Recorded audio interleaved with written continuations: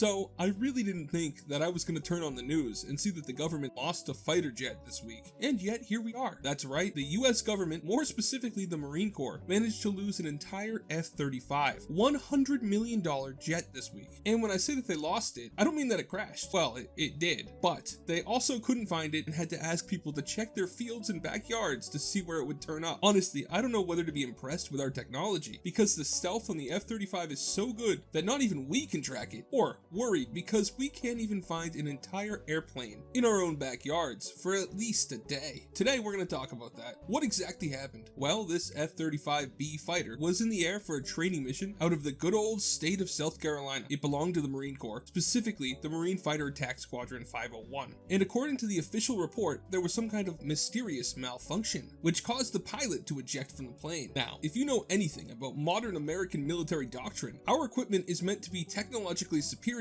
and give us the edge to strike hard and fast, so that the bad guys never even know what hit them. The F-35 Lightning II is a 5th generation combat aircraft. The F-35 in this accident was actually an F-35B, which means it's even cooler than the regular model. It's designed for short takeoff and vertical landings. Basically, they can take off from anywhere, dispense some good old American justice onto whoever deserves it, and then land anywhere, and be home in time for dinner before the enemy even knows what hit them. These things are the cream of the crop when it comes to the US, and more broadly NATO's air power. And they expect these things to protect freedom and smash our enemies until at least 2070. So you can probably see why it's pretty embarrassing to lose one of these things. I mean, if it just crashed, that's one thing. Probably shouldn't happen since one of these bad boys costs more than the average American taxpayer could make in 3 lifetimes, but that'd at least be understandable. In this case, the pilot ejected while the plane was still flying. Some sources said that the plane was on autopilot when he ejected, but we really don't know because, well, they're being really tight-lipped around what happened. All we really know is that this pilot ejected from a $100 million aircraft that I think we can safely say was still able to fly, and let it ghost ride itself off into the sunset. People really, and rightfully, want to know what happened because it's not every day that the Marine Corps lets an airplane go free flying through the sky. The lack of explanation about the cause for the pilot's ejection is, well, kind of worrying, and it's causing people to come up with all sorts of rumors. I've heard everything from that it got shot down by an alien spaceship to the simple, and in my opinion much scarier,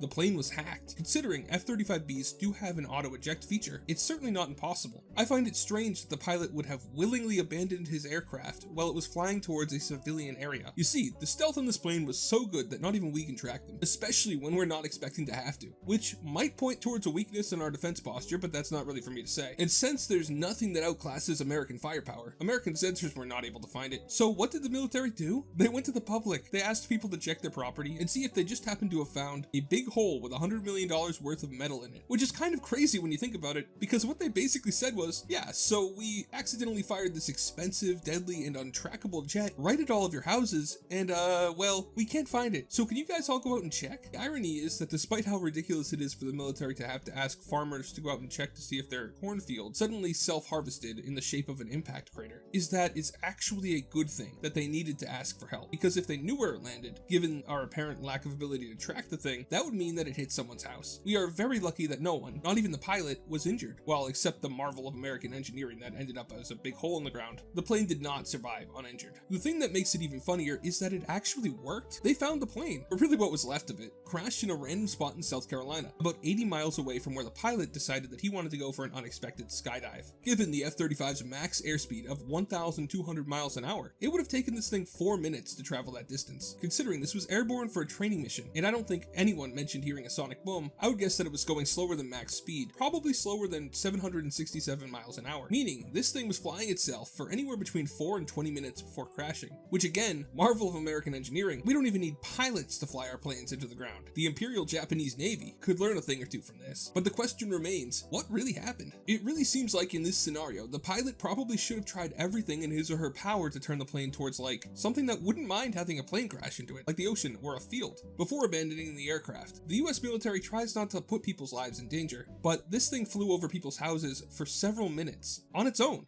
and no one knew where it was going. That seems like a very big deal. So hopefully we get an update as to what actually happened soon to put the rumors to rest. But airplane crash investigations tend to take a long time, and I'm guessing the fact that the F-35 is now just a bunch of tiny metal shards that would probably take quite a long time to reassemble into something looking like an F-35 isn't going to help the investigation. This incident did prove something though. No matter how advanced your technology is, sometimes there is no replacement for sending a few good boys out into the woods with some beers and a mission, because this time, farmers came out on top of the US military. What do you guys think about this whole mess? What do you think happened? Let me know in the comments. Have a great day, and God bless you.